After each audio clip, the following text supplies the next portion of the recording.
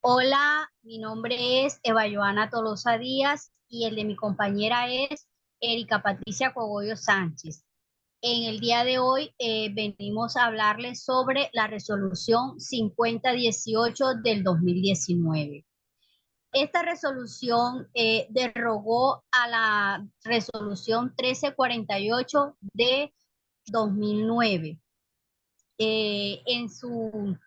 Fue expedida la resolución 5018 del 2019 el 20 de noviembre del 2019 por el Ministerio de Trabajo, con el fin de establecer los lineamientos en seguridad y salud en el trabajo para todas las actividades que sean ejecutadas en los procesos de generación de energía a través de fuentes que sean convencionales o no convencionales, transmisión, distribución y comercialización de la energía eléctrica para las empresas que presten o hagan uso del sistema eléctrico colombiano, en el anexo técnico que forma parte integral de esta misma resolución.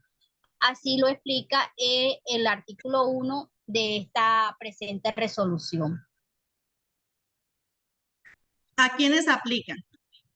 Aplica a las empresas que presten o hagan uso del sistema eléctrico colombiano en los procesos de generación, transmisión, distribución y comercialización de la energía eléctrica. Es que adelanten las empresas públicas y privadas, ya sean contratantes de persona bajo modalidad de contrato civil, comercial o administrativo, trabajadores dependientes e independientes, también para organizaciones de economía solidaria y del sector cooperativo, a las agremiaciones y asociaciones que afilien trabajadores independientes al sistema de seguridad social, a las empresas de servicios temporales, también administradoras de riesgos laborales, la Policía Nacional, a lo que corresponde a su personal no uniformado, y al personal civil de las fuerzas militares. También aplica para toda la actividad económica que involucre peligros eléctricos, como el caso de la intervención sobre una cercanía de las redes eléctricas, por ejemplo, redes de las telecomunicaciones, construcciones civiles, montajes, iluminación y alumbrado, entre otras. Esas obligaciones en seguridad y salud en el trabajo, las empresas, entidades y personas que laboren en los procesos de trabajo, generación de transmisión, distribución y comercialización de la energía eléctrica. También para cualquiera que esté involucrado en desarrollar planeación, ejecución, control y seguimiento necesarios para dar cumplimiento a la presente resolución y a la legislación en seguridad y salud en el trabajo.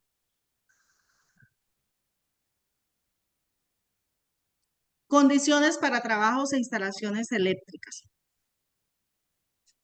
Al trabajar en instalaciones eléctricas se debe tener en cuenta las siguientes condiciones: el tipo de instalación, las características de sus componentes, su ubicación geográfica, también para su nivel de tensión y los riesgos que pueden generar para las personas deben ser conocidos por quienes los intervienen y deben adoptar también procedimientos y equipos de trabajo en estas condiciones específicas. Segundo, en los lugares de trabajo solo podrán utilizarse equipos para los que el sistema o modo de protección previstos por sus fabricantes sean compatibles con el tipo de instalación. También para los participantes en la ejecución de los trabajos emplearán protocolos o códigos de comunicación previamente acordado o documentado. Deberán garantizar la existencia y funcionamiento de un sistema de comunicación o monitoreo acorde a las zonas geográficas.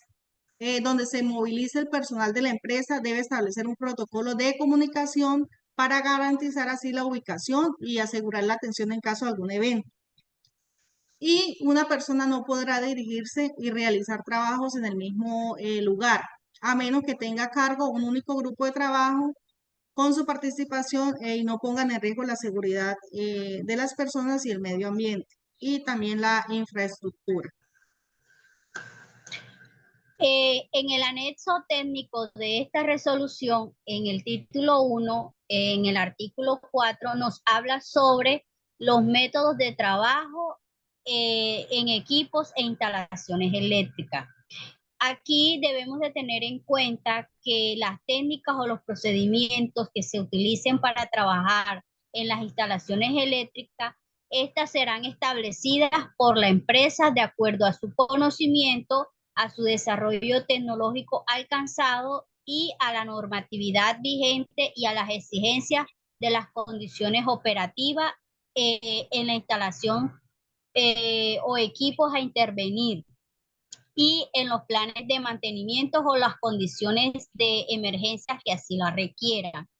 Estas técnicas y en estos procedimientos a trabajar, la empresa deberá contar con una metodología para la identificación de peligros, evaluación y valoración de riesgo. Y también debemos de tener en cuenta que ningún trabajador podrá asumir bajo su propia responsabilidad o su propia cuenta riesgos o trabajos que no hayan sido evaluados y aprobados por las instancias o los responsables de la empresa. En esta resolución, en su título 1, en el artículo 5, nos habla sobre los métodos de trabajo. Y tenemos dos tipos de métodos, trabajo sin tensión y trabajo con tensión. En el trabajo sin tensión, debemos de tener en cuenta que todo trabajo en un equipo o en una instalación eléctrica o en su proximidad que lleve riesgo eléctrico debe realizarse sin tensión. Segundo, se debe de tener en cuenta que para desenergizar o dejar sin tensión un equipo o instalación eléctrica, se deben de incorporar los procedimientos técnicos, las medidas de seguridad para prevención del riesgo. Y como tercero, se debe de señalizar y de marcar la zona de trabajo.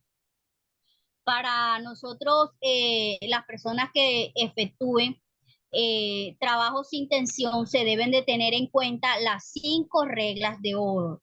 ¿Cuáles son esas 5? Primero es señalizar y delimitar la zona de trabajo, realizar la desconexión de todas las fuentes de tensión, realizar la condenación o bloqueo y etiquetado de los aparatos de corte. Se debe verificar la ausencia de tensión en cada una de las fases y se debe instalar y poner a puesta en tierra y polo en circuito. En este mismo anexo técnico de esta resolución, en el artículo 4 nos habla, en el artículo 6 nos habla sobre los métodos de trabajo con tensión, considerando que el trabajo con tensión es todo aquel que se efectúe sobre una instalación o equipo energizado con tensión eléctrica igual o superior a 25 voltios. Cuando vamos a realizar trabajos con tensión, debemos de tener en cuenta, solamente se podrán realizar este tipo de trabajos cuando la naturaleza de las maniobras o las mediciones o los ensayos así lo exijan. Cuando las condiciones de explotación o de continuidad del suministro de servicio así lo requieran. También cuando se requiera ejecutar un trabajo con tensión en situaciones de riesgo inminente o de fuerza mayor. Y solamente deberán ejecutar estas actividades aquellos trabajadores que estén debidamente calificados. También es importante tener en cuenta que para realizar estas actividades existen unas medidas de prevención en los trabajos. Y estas medidas contemplan la habilitación, que es el procedimiento por el cual las empresas habilitan cuáles son los trabajadores que están requeridos o que pueden desarrollar este tipo de labor. La vista previa, que es el procedimiento por el cual el personal habilitado evalúa el riesgo asociado para el sistema y la protección del trabajador. Los procedimientos y los equipos y los materiales utilizados deberán estar acordes y proteger al trabajador frente al riesgo eléctrico.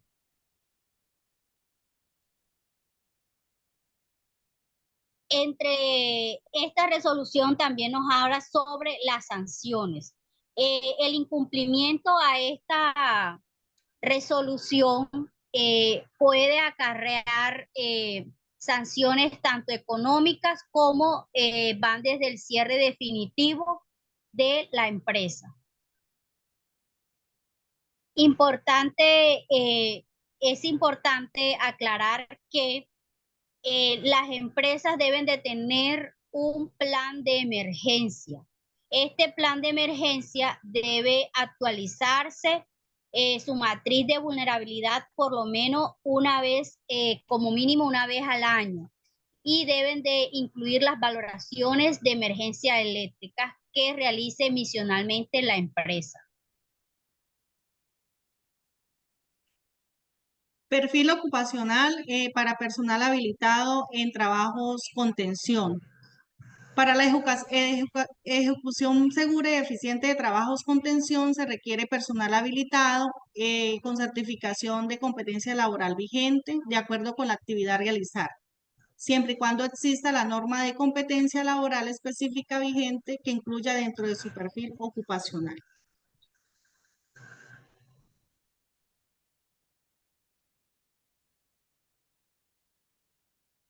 Muchas gracias. Este fue nuestro aporte con la resolución 5018 del 2019.